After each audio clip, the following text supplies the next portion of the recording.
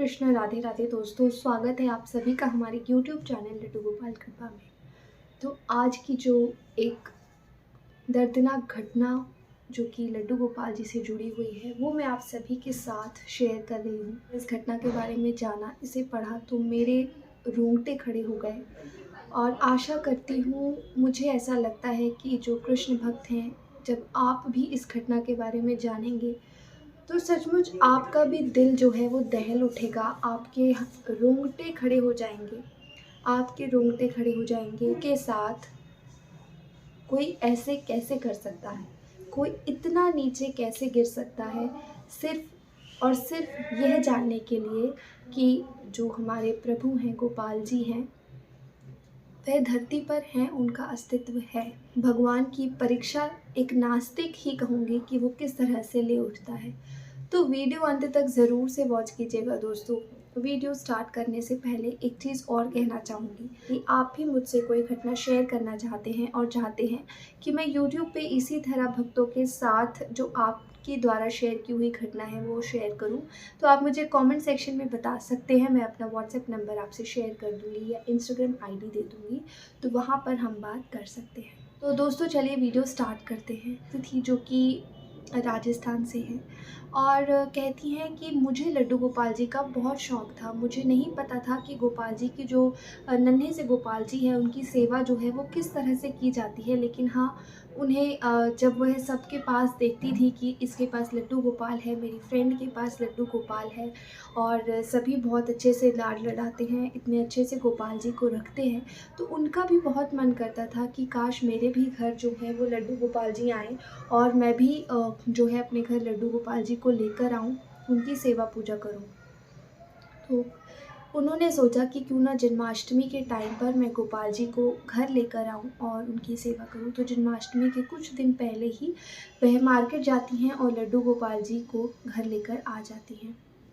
जब वह घर लेकर आती हैं तो जो घर में जब वह घर लेकर आती हैं तो उनके मम्मी-पापा जो हैं उनसे पूछते हैं, उनसे कहने लगते हैं कि बेटा तुम नहीं जानती कि गोपाल जी की जो सेवा है वो कितनी कठिन होती है, तो तुम लड्डू गोपाल जी को घर क्यों लेकर आई? यह सुनकर वह कहती हैं कि नहीं, मुझे गोपाल जी की सेवा करनी थी और कोई बात नहीं, मैं अच्छे से गोपाल जी की सेवा करूँगी, लेकिन मुझे लड्डू गोपाल जी की सेवा करनी थी और इसलिए मैं गोपाल जी को घर लेकर आ गई हूँ।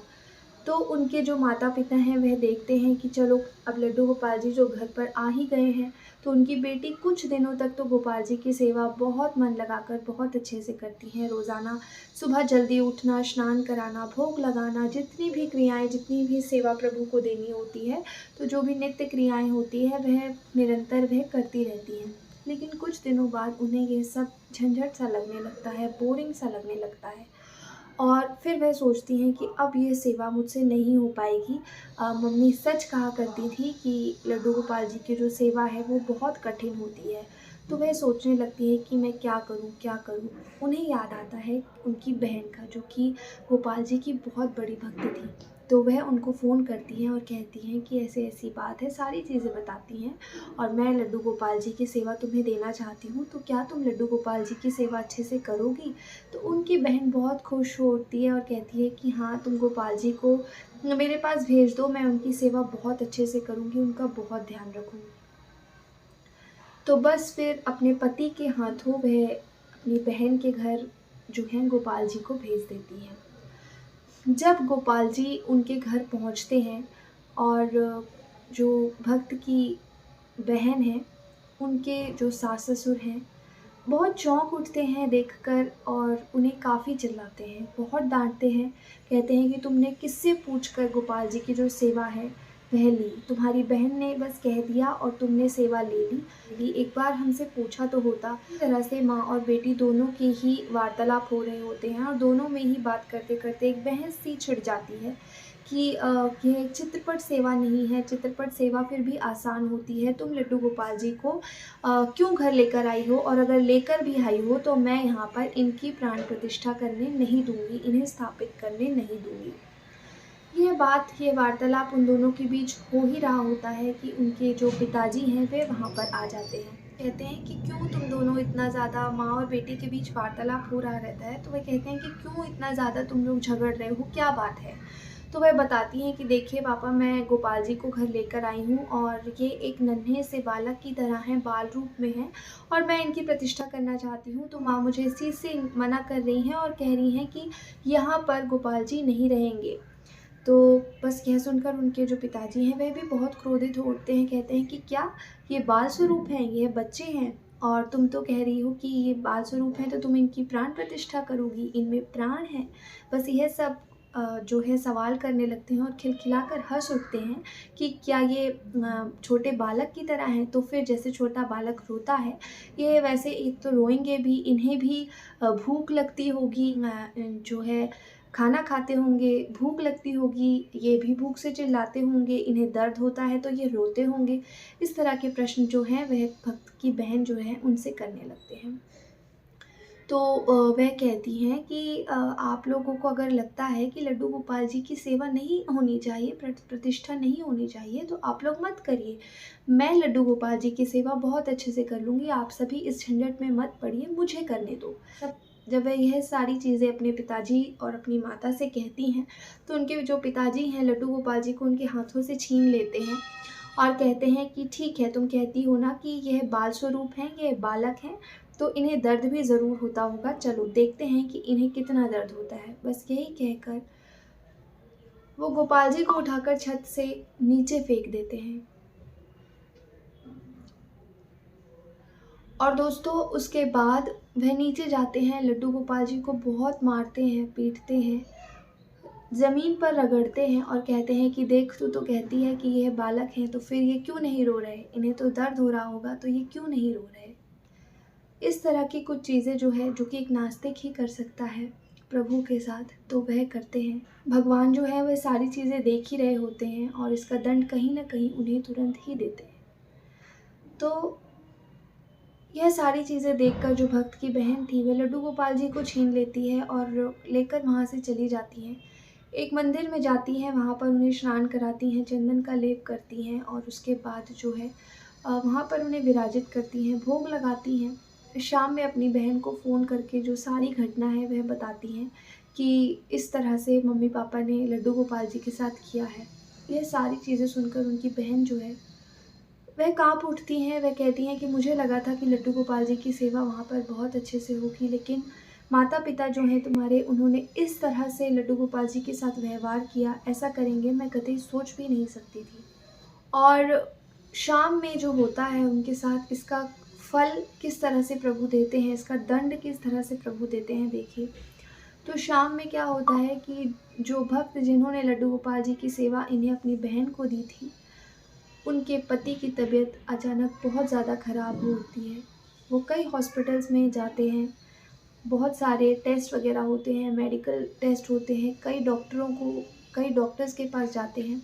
डॉक्टर कहते हैं कि हमें ऐसी कोई बीमारी नहीं पता लग रही है, कई टेस्ट हो जाते हैं तो इन्हें कुछ नहीं है।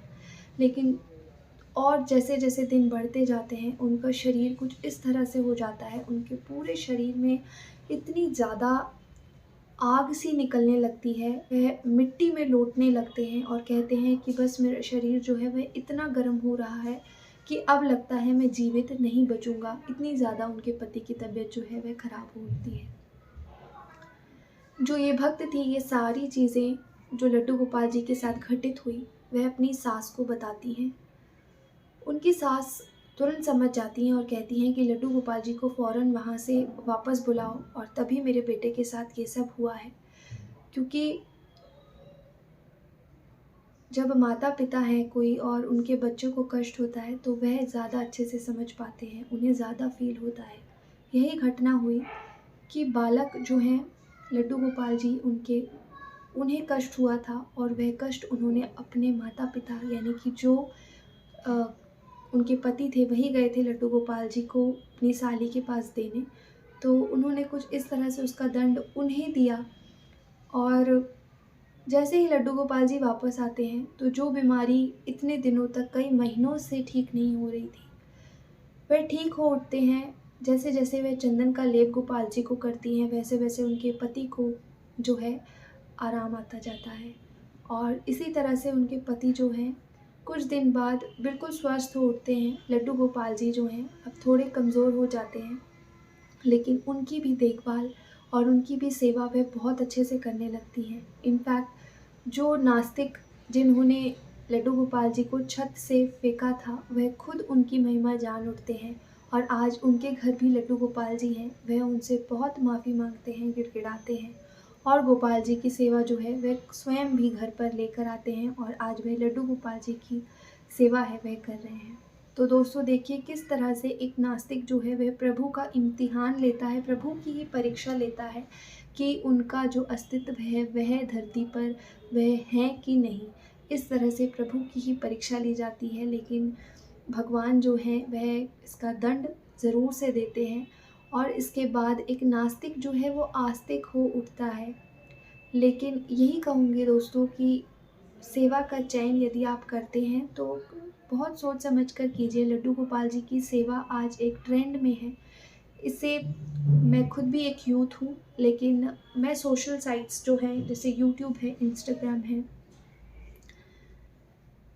इसका कहीं न कहीं जो कारण है वह यह भी है, मैं सबको नहीं कहना चाहती, लेकिन कुछ ऐसे लोग होते हैं जो गोपाल जी की सेवा सिर्फ़ एक इस माध्यम से करते हैं कि बस हमें उनके साथ सेल्फ़ी लेनी है, हमें उनके साथ एक खिलौने की तरह उनका जो प्रयोग है वह किया जाता है। तो इस तरह से यदि आप यह सब सोचकर सेवा ला रहे हैं तो बिल्कुल ना लाएँ, क्योंकि आप 2 या 4 या 10 दिन, महीना सेवा करेंगे, उसके बाद यदि आप रूटीन में आते हैं तो आपको हो सकता है कि ये झंझट लगे। अपने घर परिवार पर अच्छे से जान लीजिए और अच्छे से यदि आप सेवा कर सकते हैं, इसके लिए मैं सभी को नहीं कहना चाहती, लेकिन कुछ लोग, कुछ बच्चे भी सेवा करते हैं आजकल।